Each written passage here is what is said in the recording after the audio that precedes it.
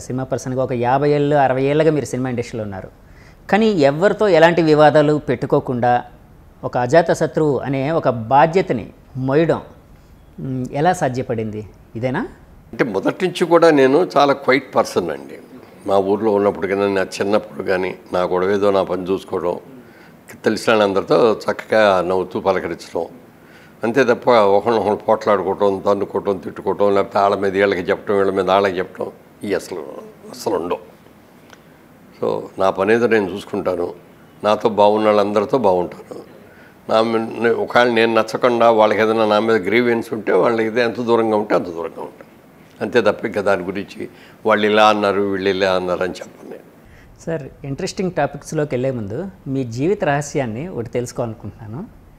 మీ health రహస్యం ఏంటి sir? నిత్య యవ్వనులుగా ఉంటూ ఉంటారు. అంటే మిమ్మల్ని చాలామంది ఇండస్ట్రీలో నిత్య యవ్వనులు అనేటప్పటికి మీరు నాగార్జున గారు గుర్తొస్తారు. మీరు ఆ నిత్య యవ్వనం అనే సీక్రెట్ని ఎట్లాగా మెయింటైన్ చేస్తున్నారో సీక్రెట్ ఏంటి సార్? అంటే ఒకటి ఫస్ట్ థింగ్ ఫ్యామిలీ జీన్స్ అండి. మా ఫాదర్ కానీ మదర్ కానీ చాలా హెల్తీగా ఉండేవారు చివరిదాకా. మా ఫాదర్ 96 ఇయర్స్ బతికి 96th ఇయర్లో చనిపోయారు ఆయన. మా మదర్ 100 ఇయర్స్ బతికి 101వ సంవత్సరం వచ్చేటప్పుడు ఓ నెల రోజుల ముందు పోయారు. సో ఆ జీన్స్ మాకు ఆటోమేటిక్గా వచ్చినాయి. అయితే మనకి జీన్స్ రావటం ఒక ఎత్తున వాటిని మెయింటైన్ చేయడం ఒక ఎత్తు. అది మెయింటైన్ చేసుకోవాలి మనం.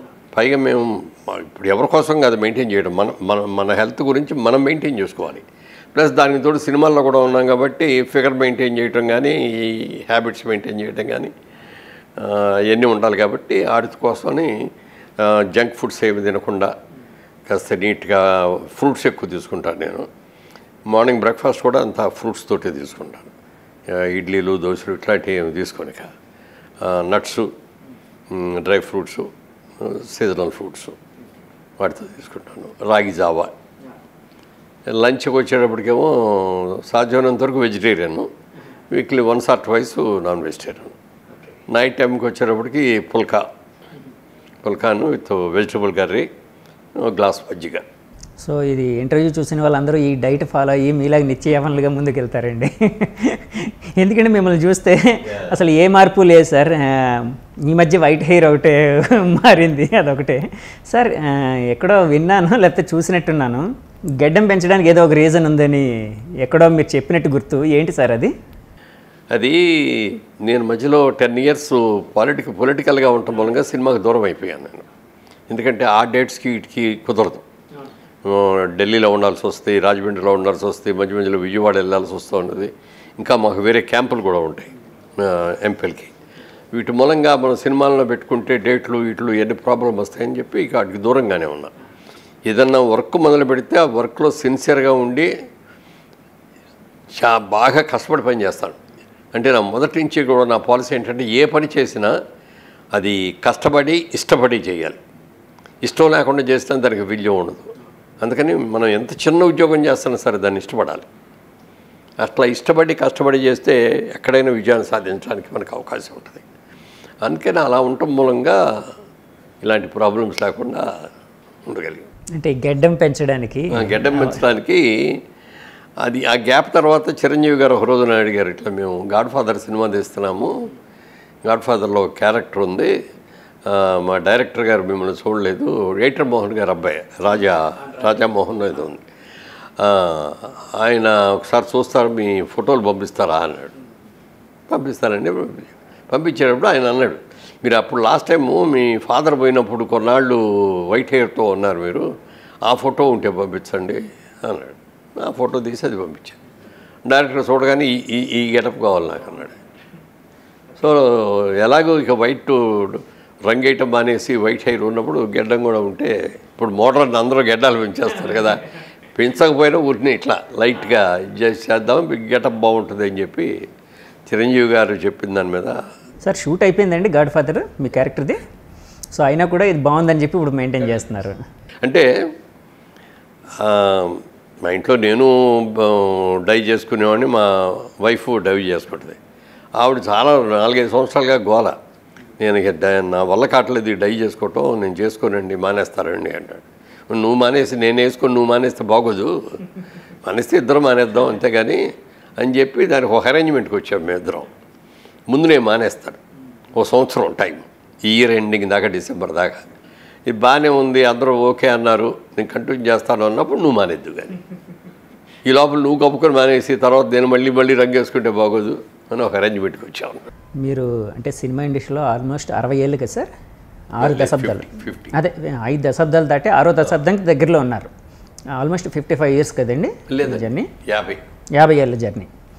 సో మీరు అంటే మొదట్లో సినిమా ఇండస్ట్రీకి రాకముందు నాటకాలు ఆడేవారు కదండి, నాటకాలు.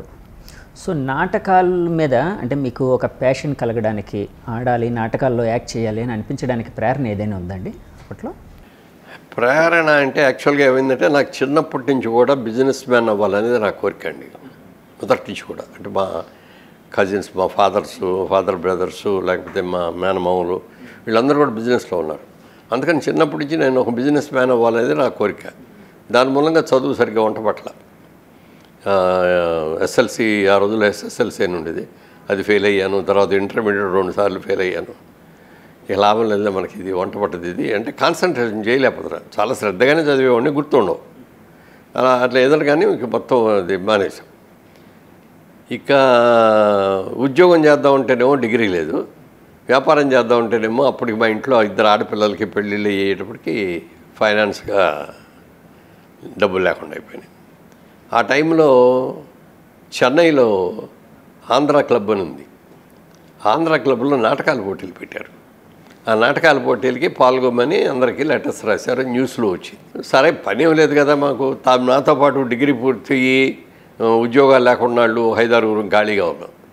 సరదాగా మనమే ఒక నాటకం వేయచ్చు కదా. అంతకుముందు ఎప్పుడు మేము నాటకాలు కూడా వేయలే, మాకు అసలు తెలియదు అది అని. ఒక ప్లేలెట్ పోలీస్ అని ఒక నాటిక తయారు చేశాం. దాంట్లో ఆ పోలీస్ క్యారెక్టర్, మెయిన్ క్యారెక్టర్ నేను చేశాను. అంటే నా దేశంలో అన్నగారు ఎన్టీఆర్ గారు, ఇందులో మీరు. ఓకే. సో అది చేసి రిహార్సల్ చేసాం. స్కూటీ చూడటానికి వచ్చారు జడ్జెస్.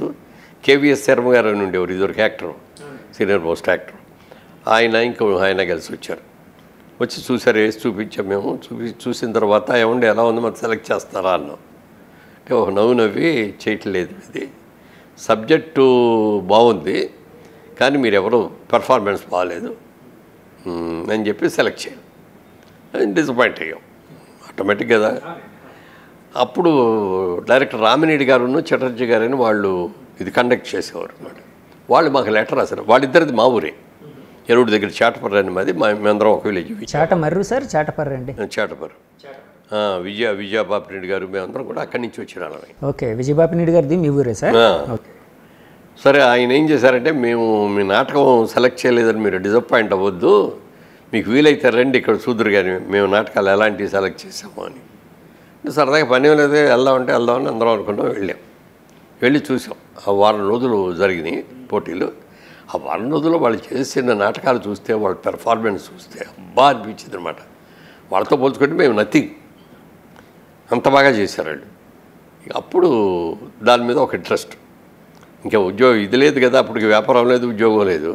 అందుకని మెల్లగా నాటకాలు మొదలుపెట్టాం. ఆ నాటకాలు మొదలుపెట్టిన టైంలో ఒక ఆఫర్ వచ్చింది నాకు. విజయవాడలో కిసాన్ ఇంజనీరింగ్ కంపెనీ అని ఒక కంపెనీ, దానికి బ్రాంచ్ పెడుతున్నాం మేము, దాంట్లో మీరు వర్కింగ్ పార్ట్నర్గా చేరతారా అన్నారు. అంటే చేరతాను. నెలకు 100 రూపాయలు జీతం, 15 పైసలు లాభాల్లో వాటా. మంచి ఆఫర్ అండి. వెంటనే దాంట్లో జాయిన్ అయిపోయాను. కానీ అప్పటికే నాటకాలు సగంలో ఉన్నాయి. అందుకని మళ్ళీ పెద్దాళ్ళకి ఎవరికి తెలియకూడదని పగలంతా షాపులో కూర్చునేవాడిని. సాయంత్రం అవగానే 7 దాటిన తర్వాత బస్సు ఎక్కేసి విజయవాడ నుంచి ఏలూరు వెళ్ళిపోయాడు. అక్కడ నాటకం రిహార్సల్స్ అయ్యని చేసి ఎక్కడ నాటుకుంటే అక్కడికి వెళ్ళి నాటకం వేసేవాళ్ళం. మళ్ళీ పొద్దున్నే షాప్కి వచ్చేయాలి. ఇప్పుడు జాబ్ ఎప్పుడు మిస్ అవ్వలేదు, ఎందుకంటే అది ముఖ్యం, ఇది కాదు. సో దాన్ని పర్ఫెక్ట్గా మెయింటైన్ చేస్తూ ఇది కూడా చేసాం అన్నమాట. సో అట్లా నాటకాల మీద ఇంట్రెస్ట్ పెరిగింది.